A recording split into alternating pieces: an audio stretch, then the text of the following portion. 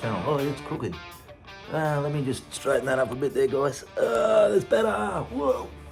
Righto. Let me start again. I might edit that out, I might not. Keep it a bit real, eh? So, welcome to the channel. Excellent. Today's video is basically what I did. This was a couple of weeks ago, guys. I removed the transom from the boat. So, essentially, it's a few time-lapse videos showing you how I did it, and then at the end I just go through a little bit of an explanation of you know, what I did, how I did it, and you know, a few other details showing a little bit of the rot that was in the transom. It wasn't too bad. It was reasonably good, actually, to be completely honest with you. I was surprised.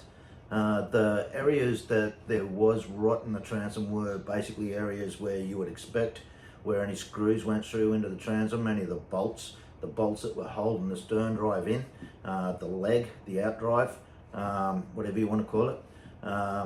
That's where the water got in.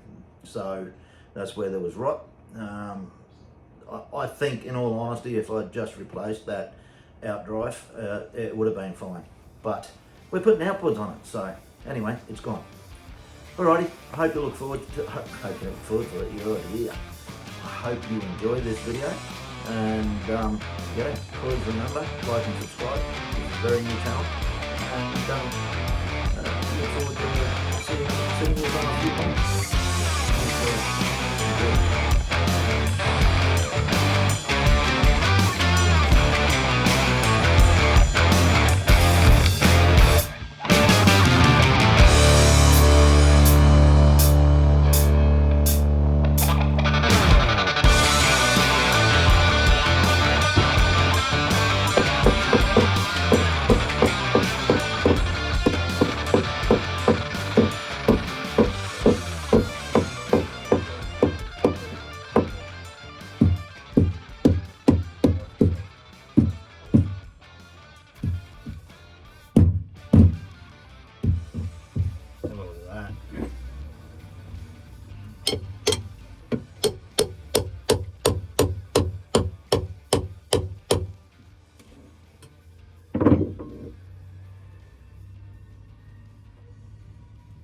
But that's a lot of moisture in there.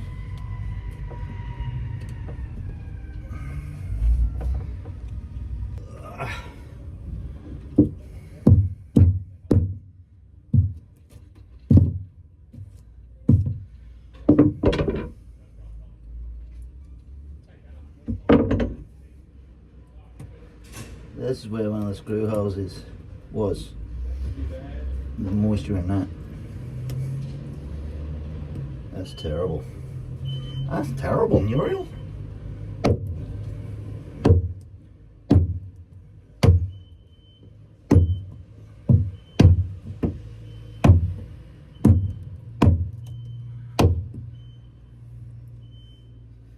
Yuck.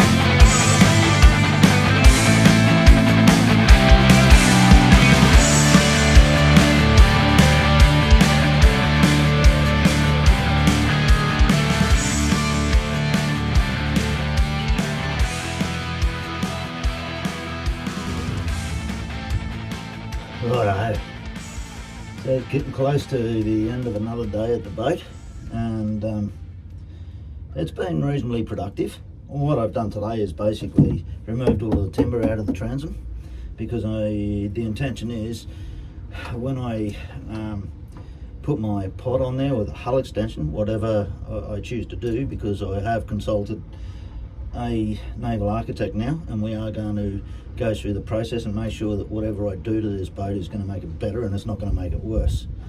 So essentially, the reason that I've done this is because when I pulled the engine out and I pulled the leg off of it, I checked the transom, and fair enough, it was wet. You can see the timber here. It's blackened and it's moist. This probably isn't too bad, this bit here, but there are other pieces that were pretty soggy. Like for a boat that was built in 1993, you know, it's not too bad. Like, in all honesty, would it be would it have been structurally sound? Probably, because it's not that bad, and it was bloody hard to get out. It was really hard to get out. So there's no doubt about that. The only thing that I did find was it was delaminating from the skin, because the laminates that are in between the timber hung on really, really well. You can see that there. Now that's coming off because I've obviously destroyed it, but you can see the moisture in there, and that was the laminate in between multiple layers of timber. So they had the outer skin, timber, and then another laminate. It looked like it was about 3 layers of choppy. I can't see anything else in there, it looks like it's choppy. And then more timber, more laminate, and then laminate over the top of that. So that's pretty much done now. What I've got to do is clean all of this up, grind all of this nasty looking stuff off, get it cleaned up, hit it with some acetone and everything, and get ready for the next section. But there's a lot more work to do before I start putting this boat back together anyway. So there we have it. Oh, you can see there, if you have a look at that, try and get that in the sun, that is mush, you know. But again, like I said, for a boat that's, you know, built in 1993, it was still pretty good. There was a lot of timber in there that was dry. A lot of timber that was dry and hard to get out. But the end result is I'm rebuilding it. This section of it anyway.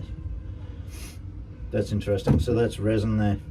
And it looks like what they've done is, originally when they've packed the sheets together, they've obviously screwed it or bolted it together, then pulled the bolts out and then filled that, I would suggest, with resin. And that's what we've got there. Just a block of resin. Yeah. Okay. And we've got, you know,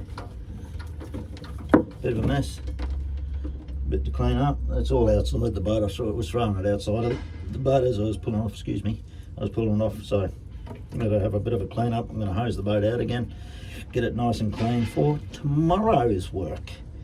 What is tomorrow's work? Yeah, well, I guess that's going to depend on what happens tomorrow, what the weather's like and everything else. Hopefully it's still going to be good. Alrighty. What I did too, guys, is the tools that I used, I had to swap tools from time to time to make sure I was using the appropriate tool at the right time. So essentially, I've got this multi-disc on the angle grinder, and what I found was basically this was awesome, really, really good at cutting through the glass and rotten timber or wet timber. But as soon as you got to any dry timber, it was absolutely useless. It just smoked up and wouldn't cut through it. Well, it would cut through it, but it was just smoking up, and it was, yeah, unsuitable for it. So I used that to cut the glass, to score the glass, get that out of the way, and then I went that basically using the circular saw and cutting to a depth that wasn't going to go through my outer skin was the way to go. And what I did is, I did it in small sections. I didn't try and take the whole lot off at once. I did it in small sections and small cuts. And the idea of that is when I get the crowbar or the pinch bar in behind it, it's around here somewhere, here we are. and you get the pinch bar in behind it, it was a lot easier to get off. So just get the pinch bar in there, bang, bang, bang, bang, bang, knock it in, and pry it off. And if I tried to do it in big sections, it was just way too hard. So I just cut it into little sections and took those little sections out, and blah, blah. The end result is here. That in total took me about 4 hours, I think. I had a pretty uneventful morning because I work on the tools sometimes, and I left my tools on site. So I had to run around trying to find some hammers and you know, those are the right tools to do this work. But hey, I got there, and I'm pretty happy with what I've achieved today. Tomorrow is going to be another day of dismantling this boat, and we'll take the boxes out, because there's going to be no engine bay here anymore.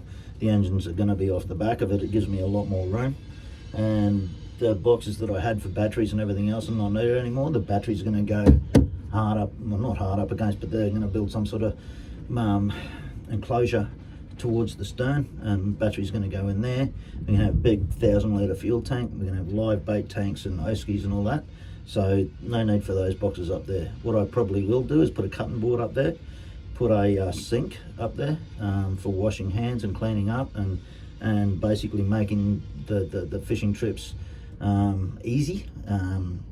So, you know, nice and clean. Sometimes it's, you know, it's all right when you're out there fishing, you get blood all over yourself, and, you know, all the things that go with it, oils and so on and so forth, and you get all dirty and oily, it's slippery and everything. But sometimes it's nice just to have a bit of fresh water and clean yourself off as well. So that's what that's going to be for, as well as obviously rigging baits and everything else. So that's a tomorrow job, cutting that out, getting that ready. So see you tomorrow. So that's the transom. So basically, obviously there used to be a leg on there. Big hole in the back of the transom, that's got to be all fixed up. All the timber's gone, so that's going to be thermalite. You're going to fix all that up. Once upon a time, there was an engine here.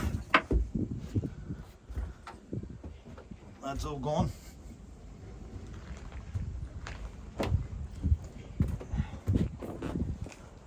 As you can see, it's given me a massive amount of space. I've got a lot of work to do. Please don't sort of read too much into what's currently here, because it's not the way this is going to end up.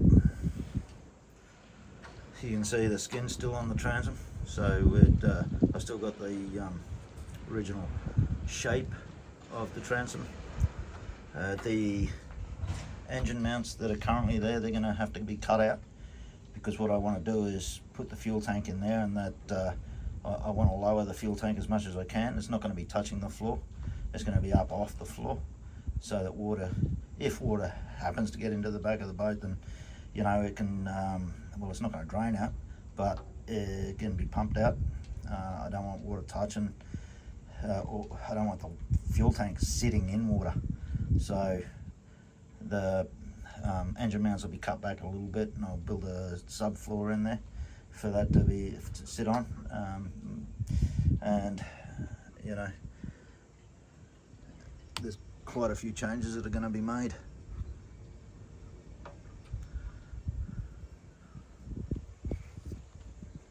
Alrighty. Well, there you go, guys. There's another video done. I hope you got something from that. I hope you found it interesting. Please like and subscribe, and we'll see you on the next one. Cheers, legends.